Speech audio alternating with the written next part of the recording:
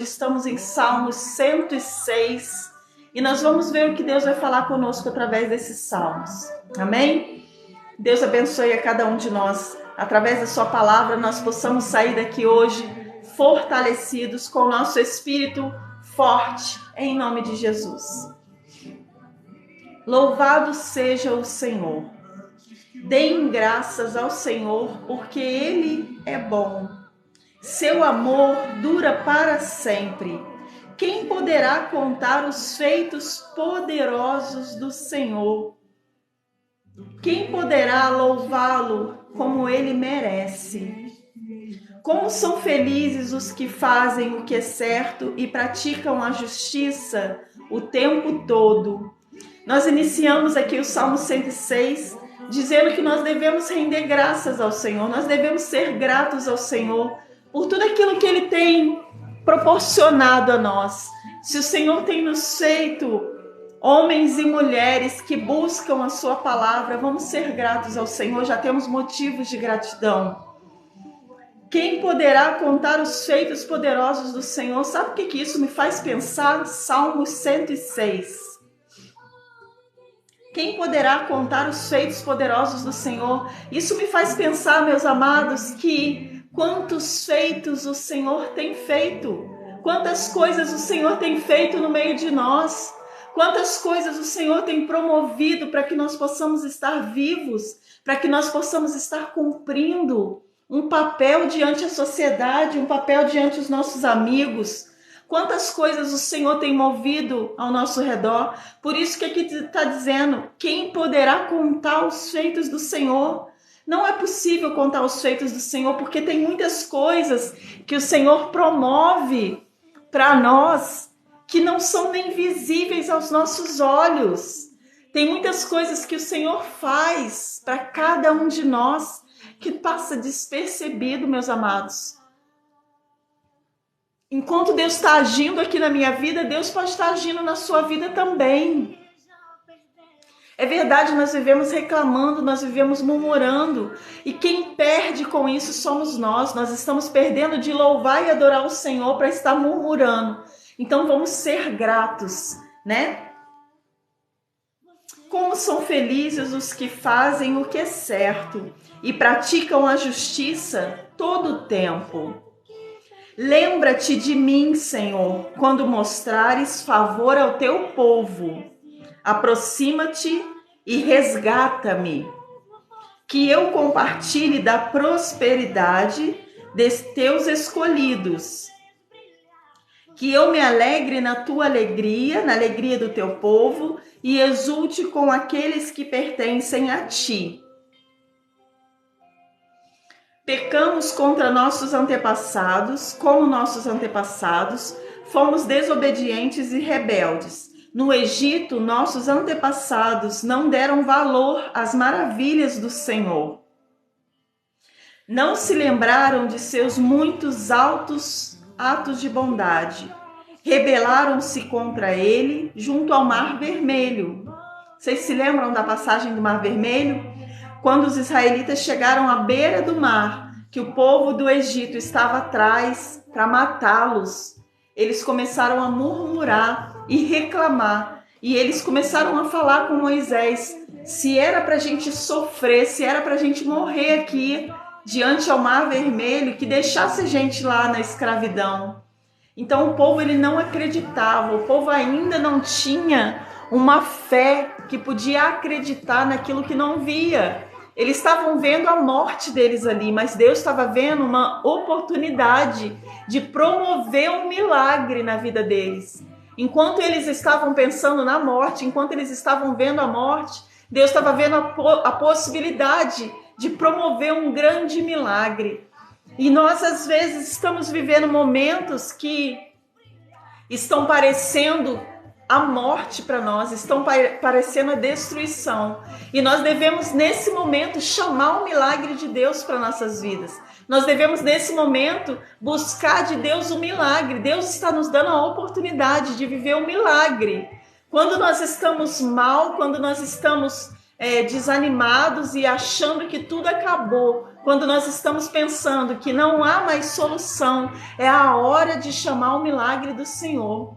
É a hora de buscar pelo milagre de Deus. É nessa hora que o Senhor irá fazer o milagre. Mas nós precisamos acreditar. A nossa fé precisa estar ativada. A nossa fé precisa estar desperta, né? Despertada. Opa, peraí, eu estou vivendo um momento difícil. Senhor, faz o milagre. A hora é agora. Chama pelo milagre do Senhor. E o Senhor, Ele virá. Ele não irá nos decepcionar. Amém? Assim mesmo, Ele os resgatou para proteger a hora de seu nome, para mostrar seu grande poder. Ordenou que o Mar Vermelho secasse e os conduziu pelas águas como por um deserto. Ele os resgatou das mãos de seus inimigos e os libertou da garra de seus adversários. As águas se fecharam e cobriram seus opressores. Nenhum deles sobreviveu. Então creram em sua promessa e cantaram louvores a ele. Quando eles passaram pela prova, eles adoraram ao Senhor, eles cantaram louvores ao Senhor. Depressa, porém, esqueceram-se do que ele havia feito, não quiseram esperar pelos seus conselhos. No deserto, os desejos do povo se tornaram insaciáveis.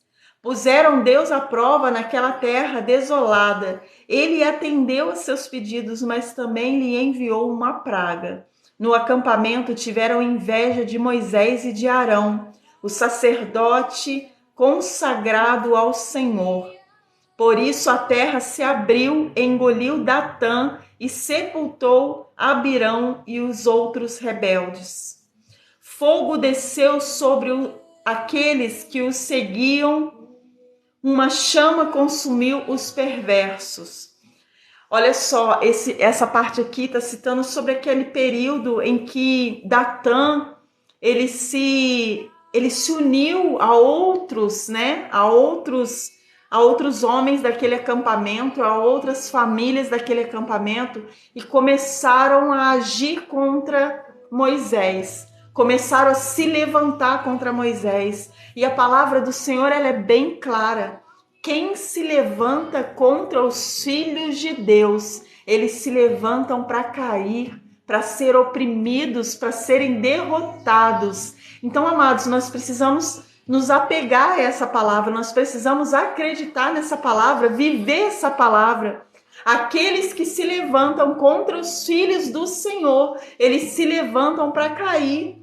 Eles se levantam para serem derrotados, para que o nome do Senhor seja glorificado. Não é para a nossa própria honra somente, mas é para que o nome do Senhor seja glorificado. O povo que se levanta contra nós, contra os seus filhos, serão derrotados. Amém? No Monte Sinai fizeram um bezerro, prostraram-se diante dele de uma imagem de metal. Trocaram seu Deus glorioso pela estátua de um boi que come capim. Esqueceram-se de Deus, seu Salvador, que havia feito coisas grandiosas no Egito, atos maravilhosos na terra de Cã, feitos notáveis no Mar Vermelho. Por isso declarou que os destruirá, mas Moisés, seu escolhido, pôs-se entre ele e o povo, e suplicou-lhe que afastasse sua ira e não os destruísse. Naquela época, eles se voltaram contra Deus, se esqueceram de Deus e começaram a adorar um bezerro de ouro.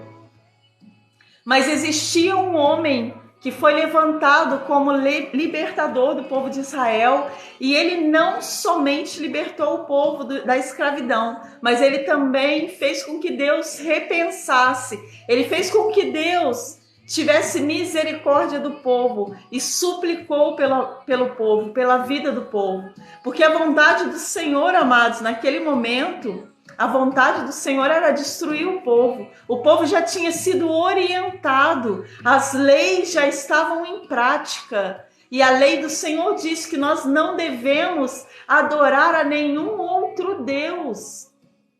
Então, amados, o povo se voltou contra o Senhor. Quando nós adoramos outras coisas, outros deuses, quando nós adoramos qualquer outra coisa e não a Deus, nós estamos nos voltando contra o Senhor, contra as leis do Senhor.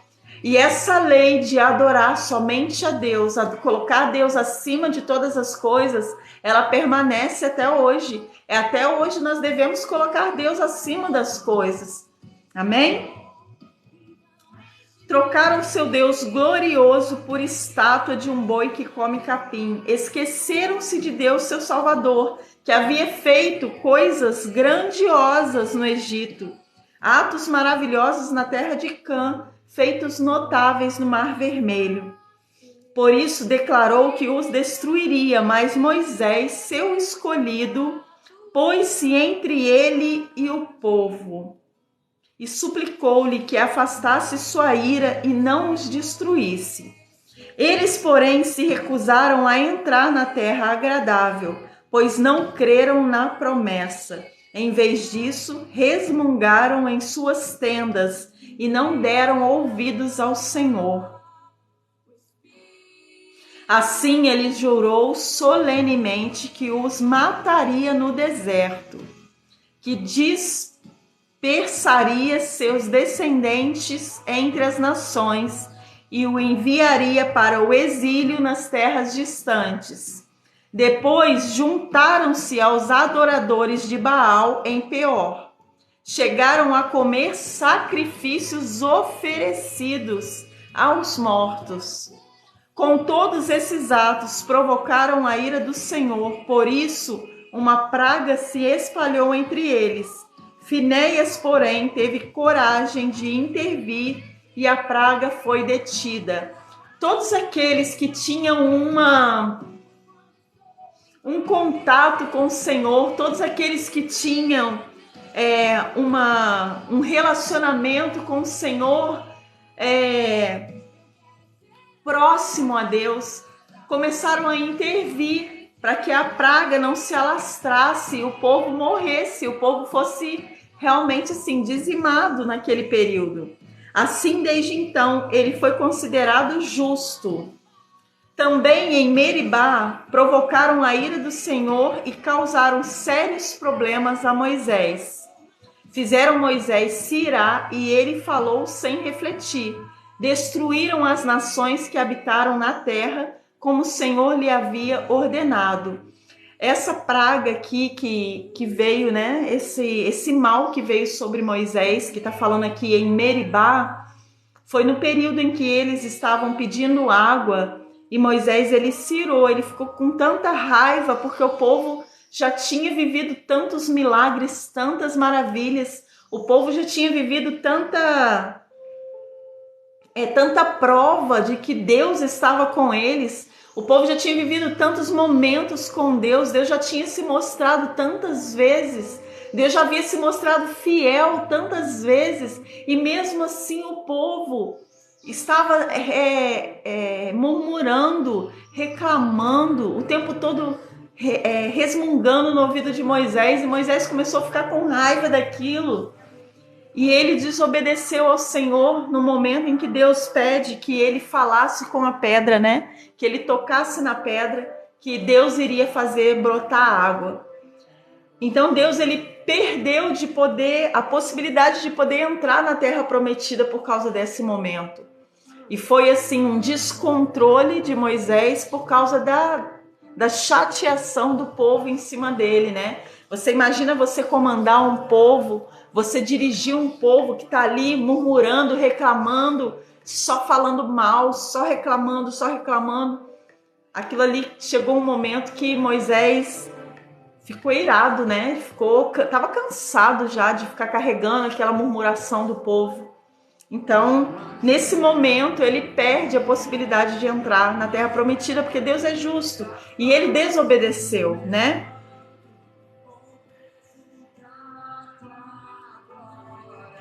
Olha, não destruíram as nações que habitavam na terra, como o Senhor lhe havia ordenado.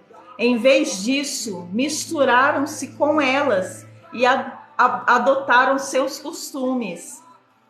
Adoraram ídolos estrangeiros, o que causou ruína.